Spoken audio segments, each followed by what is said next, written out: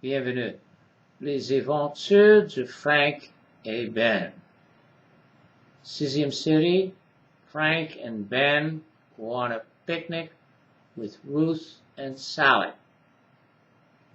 16e histoire, Frank and Ben go on a picnic, part 16. Turning quickly to his friend, Frank then says, "So give me the lowdown. What did he have to say? Who were his friends? Did he mention anything about Genevieve?" He was with two exchange students from Germany called Friedrich and Otto. They were very friendly and asked Sally and me a lot of questions. In fact, we had to tell them how we ended up leaving you and Ruth at the far end of the beach, as well as answer all sorts of other questions that Sally started to get tired of. Well, get on with what I'm really interested in. There was no time to talk about Genevieve, Frank. Those two German guys hogged up all the conversation.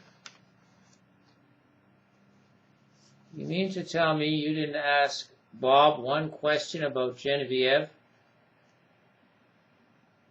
Getting no response from Ben other than a chagrined look, Frank then says, "Come on, let's get this tire changed." After they have pulled the spare tire out of the trunk and Frank has started jacking up the car, Ben says, "Why don't you try sending her another email?" "I can't keep sending emails that don't get answers." "I'm sure there's a reason for it."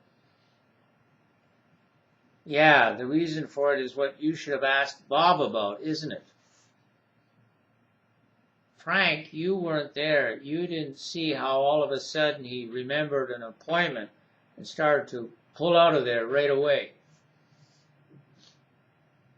Frank senses the rightness of Ben's argument. Finally, he asks him in a much more conciliatory tone, "So what did you talk about?" "If I tell you, you'll either laugh or cry. The two German guys wanted to know everything about Duck Beach. The German word for duck is Ente, and the German word for beach is Strand. Before we left them, they made Bob promise to drive by Entestrand. They wanted to see those thousands upon thousands of ducks." "You know what? I think I'll send Minot an email, just asking her how she's doing and how Genevieve is getting along."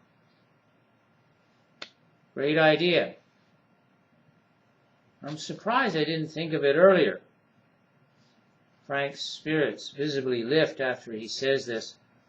In a moment, he pulls off the wheel with the flat tire and replaces it with the spare.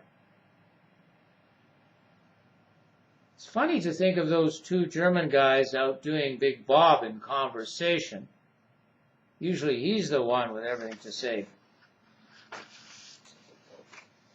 Well, most of the time he was just grinning and letting them go at it and practice their English, and from time to time he'd correct them on it.